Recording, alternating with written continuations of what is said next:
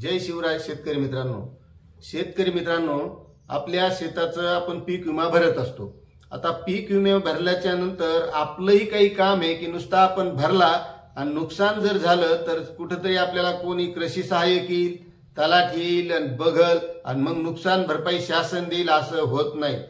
मग त्यासाठी काय करावं लागतं, आपले काही महाभाग इतके आळशी शेतकरी आहेत की पीक विमा भरतात पण त्याची नुकसान झाल्याच्या नंतर तक्रार सुद्धा करीत नाहीत।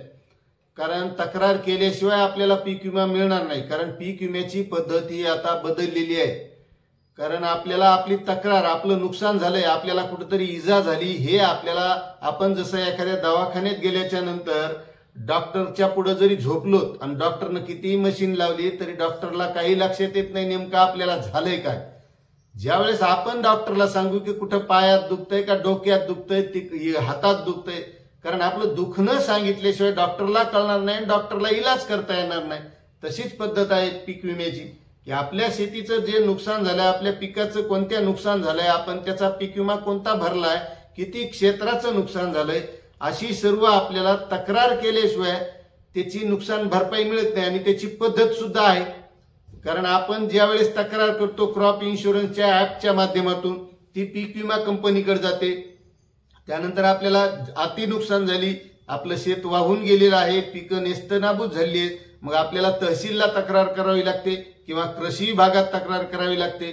मग ती तक्रार केल्याच्या नंतर ते कृषी विभाग, पीक विम्याचे कर्मचारी असो, तलाठी असो, हे सर्वेला येतात आणि सर्वे झाल्याच्या नंतर आपल्याला काही लगेच मदत मिळत नाही। आपण लगेच वाट पाहतो, आपल्याला वाटतं आता नुकसान झालं, तलाठी आले, सर्वे करून गेले, पाहून गेले म्हणजे आपल्याला लगेच मदत मिळेल। पण त्यामध्ये काही आपण एकटे शेतकरी नसतो, तेवढ्या त्या विभागाची ते सर्व पाहणी केल्या जाते। जे जे शेतकरी तक्रार करतात त्यांचीच पाहणी केली जाते, हे लक्षात घ्या। त्यामुळे पीक विमा भरल्याच्या नंतर तक्रार करणं सुद्धा गरजेचं असतं। कारण तक्रार केली तरच त्यांना कळेल की आपलं काय दुखलंय, त्यावेळेस ते त्यावर काहीतरी मलमपट्टी करतील। मग ही ज्यावेळेस कर्मचारी येतात, पाहणी करतात, किती टक्के नुकसान झालं ही सर्व पाहणी केल्याच्या नंतर ती तहसीलदारामार्फत जिल्हाधिकाऱ्याकडे जाते आणि जिल्हाधिकारी हे सर्व जिल्ह्यांचे, मग जो त्या जिल्ह्यांचा विभाग आहे त्या विभागीय आयुक्ताकडे या तक्रारी जातात की या एवढ्या जिल्ह्यात या शेतकऱ्यांचं एवढं नुकसान झालंय। आणि मग हे विभागीय आयुक्त काय करतात, या सर्व नुकसानीच्या ज्या तक्रारी आलेल्या आहेत, मग किती शेतकऱ्यांचं नुकसान झालंय या नुकसानीची शासनाला माहिती दिल्या जाते। आणि मग ज्यावेळेस शासनाकडे ही माहिती जाते, मग शासन त्यावर निर्णय घेतं की बाबा किती नुकसान झालंय या शेतकऱ्यांचं, मग यांनी पीक विमा भरलेला आहे का स्थानिक आपत्ती आहे, मग कोणतं माध्यम आहे, हे सर्व ठरलेलं आहे मित्रांनो।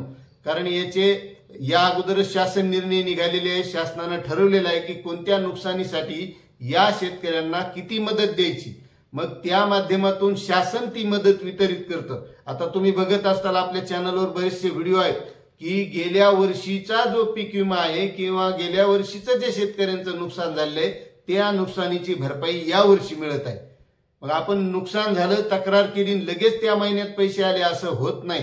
फक्त त्यासाठी आपल्याला काय काळजी घ्यायची आहे, शासन तर शासनाच्या पद्धतीने आपण तक्रार केल्याच्या नंतर त्यांना त्याची दखल घ्यावीच लागते। पण महत्वाच्या काही ज्या गोष्टी आहेत की त्या आपल्याला कराव्या लागतात की ज्या वेळेस आपलं नुकसान होतंय 72 तासाच्या आत नुकसान करायची हा नियम आहे। पण कधी जर आपलं एखाद्या वेळेस खरंच 72 तासात नुकसान करणं झालं नाही, आपलं ऍप चाललं नाही, मग त्यासाठी या वर्षी सुविधा सुद्धा दिलेली होती की 72 तासाच्या नंतर सुद्धा तक्रार करू शकता। पण काही अतिशहाणे आपले महाभाग शेतकरी असतात की 72 तासातच नियम धरून बसतात, मग आता केल्यावर काय भेटणार, अरे बाबा करून तर पाहे ना। ज्यावेळेस तू नुकसानीची तक्रार करशील त्यावेळेस तुला काहीतरी मिळेल। मग होऊ दे ना, 72 तास जरी होऊन गेलेले असले तर तू 72 तासाच्या आतली तक्रार नोंद करणं। ज्यावेळेस नुकसानीची आपण तक्रार करतो, जरी आपलं 72 तासाच्या अगोदर नुकसान झालंय, पण आपण तक्रार करताना 72 तासाच्या आतली वेळ दाखवा ना, ती तारीख दाखवा ना, काय फरक पडेल। कारण तुम्ही आज नुकसान तक्रार केली तर तुम्हाला त्या नुकसानीचा कधी ना कधीतरी विमा असेल किंवा स्थानिक आपत्तीची नुकसान असेल, कधी ना कधीतरी मिळणारच आहे, हे निश्चितच आहे। पण त्यासाठी आपल्याला ती काळजी घ्यावी लागणार की आपल्याला ती तक्रार दाखल करावी लागणार आहे। ज्यावेळेस आपण तक्रार दाखल करू त्यावेळेस आपल्याला त्या नुकसानीची भरपाई मिळेल। बरेच शेतकरी हे आळशीपणा करतात, नुकसानीच्या तक्रारीच करत नाहीत, त्याचा पाठपुरावा सुद्धा करत नाहीत किंवा कृषी विभागाकडे तक्रार करत नाहीत, तहसीलकडे तक्रार करत नाही। मी तर त्याच्याही पुढे जाऊन सांगतो की गावात आता बरेचसे मुलं असतात ज्याला काम नाही, धंदा नाही, नोकरी नाही, नुसते मोबाईल इकडं तिकडं खेळत बसतात, ह्या वाट्यावर त्या पारावर। तर या मुलांनी 10-20 जणांचा एक ग्रुप करून आपल्या ज्या ज्या शेतकऱ्यांचं नुकसान झालंय मग तहसील कार्यालयात तक्रार दाखल करायची, कृषी विभागात तक्रार दाखल करायची, त्या कृषी सहाय्यकाला फोन लावून, तलाठ्याला फोन लावून आपल्या शेतीचा सर्वे करून घ्यायचा, पाहणी करून घ्यायची। हे काम करायला काय अडचण? येरी उडान टप्पू मोबाईलवर गेम खेळत बसतात, फेसबुक, व्हॉट्सअप, युनिव्हर्सिटी वापरतात। मग जर शेतकऱ्यांसाठी हे काम केलं तर काय फरक पडणार? त्यामुळे असे जे तरुण आहेत ज्यांना काम धंदा तर काही करीत नाहीत ना, मग त्यानं हे शेतकऱ्यासाठी आपल्या गावातल्या केलं तर काय फरक पडतो? आणि हे करणं गरजेचं आहे मित्रांनो। जोपर्यंत शेतकरी एकत्र होत नाही तोपर्यंत शेतकऱ्यांचं भलं होणार नाही। कारण शेतकऱ्याला मदत करायला काय दुसऱ्या गावातले शेतकरी तुमच्या गावात येऊन मदत करणार नाहीत, तुम्हालाच तुमच्या गावातल्या एकमेकांना मदत करावी लागणार आहे। त्यावेळेस पीक विमा असेल, तुमचं नुकसान झालेलं असेल, त्यावेळेस तुम्हाला त्याच्या तक्रारी दाखल करता येईल। आणि ग्रुपनं ज्यावेळेस तुम्ही एकत्र येऊन ज्यावेळेस करतात तर त्या पाठपुराव्याला महत्व येत असतं। कारण शेतकरी एकत्र आल्याच्या नंतर त्याला महत्व प्राप्त होतं। एकटा शेतकरी गेला तर एकट्यासाठी तो कृषी सहाय्यक असो, तलाठी असो, तो तुमचा पंचनामा करायला सरासरी येत नाही, कारण त्याला एकट्यावर एवढं महत्व नाही। आणि ज्यावेळेस ग्रुप राहतो त्यावेळेस त्याच्यावर दबाव निर्माण होतो, कारण एकत्र आल्याच्या नंतर काय घडू शकतं आता हे तुम्हाला तर सगळ्याला सांगायची गरज नाही। त्यामुळे शेतकऱ्यांनी एकत्र येणे गरजेचं आहे। मग तुमचा शेतीमालाचा भावाचा प्रश्न असेल, तुमच्या गावाच्या विकासाचा प्रश्न असेल, तुमच्या गावातल्या शाळेचा प्रश्न, कोणताही प्रश्न असू द्या गावाच्या बाबतीत, तुम्हाला एकत्रच यावं लागेल। आणि जोपर्यंत शेतकरी एकत्र येत नाही तोपर्यंत या चांगल्या काही गोष्टी घडणार नाहीत। आणि एक तर महत्वाचं आहे, गावखेड्यात इतका कुटाणे वाढलेत शेतकऱ्यात एकमेकात, धुरा कोरतेत। पुन्हा महत्वाचं, जर आपल्याला पीक विमा नाही आला तर चलल, पण शेतकऱ्याला जर आला तर याचं जास्त दुखत आहे, अशी परिस्थिती। तसं होऊ द्यायचं नाही मित्रांनो। आपल्यापेक्षा शेतकऱ्याला त्याला जास्त आला का, मग त्याला कसा आला बाबा, त्यानं काय केलं हे त्याला विचारा, त्यानं कशी तक्रार केली, त्या माध्यमातून पुढच्या वेळेस आपण तशी करा, तसा पाठपुरावा करा। पण तसं होत नाही, शेतकरी एकमेकातच आपल्यात। आणि शेतकरी मागं राहण्याचं कारणच ते की आपण एकमेकातच वाद निर्माण करून बसलो। मग तो धुर्याचा असेल, तो घराचा असेल, तो कोणताही असेल, ज्या शेतकऱ्यांना असे काही गोष्टी जोपर्यंत कळत नाही तोपर्यंत शेतकऱ्यामध्ये चांगलं काहीतरी घडणार नाही, हे लक्षात घ्या।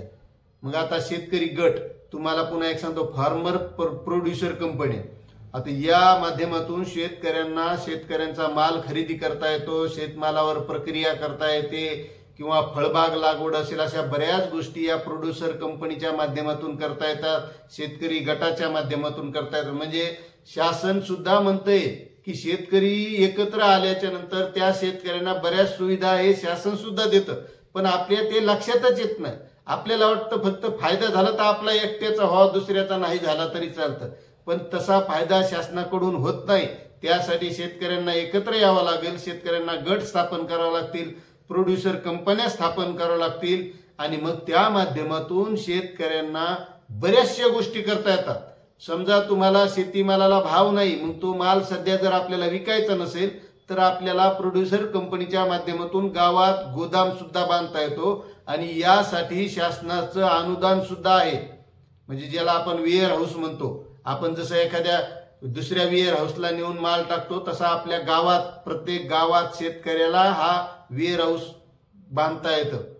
मग जर आपलं गावातच वेअर हाऊस असेल तर आपल्याला खर्च वाचणार तिथं, कारण कुठंतरी नेऊन दुसऱ्या वेअर हाऊसला टाकायचा तर आपल्याला भाडं लागेल। म्हणून शेतकऱ्यांनी एकत्र यायचं, अशा गोष्टी या करायच्या, त्या माध्यमातूनच शेतकऱ्यांचं कुठंतरी भलं होईल, हे लक्षात घ्या मित्रांनो। हा व्हिडिओ तुम्हाला आवडला असेल तर चॅनलला सबस्क्राईब करा, लाईक करा, आणि इतरही शेतकऱ्यांना शेअर करायला विसरू नका। आणि मित्रांनो, असेच आपले नवनवीन व्हिडिओ या चॅनलवर येत राहतील, त्यामुळे चॅनलला सबस्क्राईब करा। भेटूया अशाच नवीन माहितीसह नवीन व्हिडिओमध्ये। तोपर्यंत जय हिंद, जय महाराष्ट्र, जय किसान।